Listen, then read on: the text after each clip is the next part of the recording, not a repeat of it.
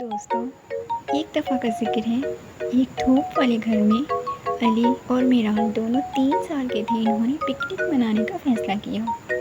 انہوں نے اپنا چھوٹا سا پکنک کمبل پھیلایا اور اپنے لنچ باکس کھولے۔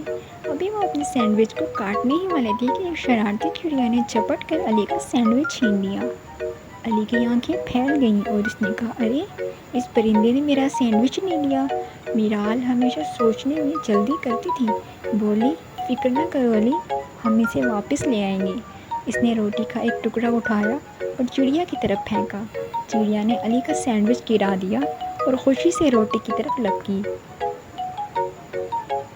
ایک فاتحانہ مسکراہٹ کے ساتھ علی نے کہا، اچھا کام میرال، ہم نے اس ڈرپوک چڑیا کو پیچھے چھوڑ دیا۔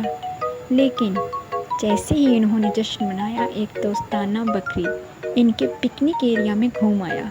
بکری نے میرال کے سیب کو دیکھا جو اس نے ایک طرف رکھ دیا تھا۔ اس سے پہلے کہ وہ کوئی رد عمل ظاہر کرتے، بکری نے شرارتی لہجے سے سیب چھین لیا اور اسے چٹخا دیا۔ علی اور میرال ہنستے ہوئے بولے، واہ، یہ جانور واقعی ہمارے پکنک کو پسند کرتے ہیں۔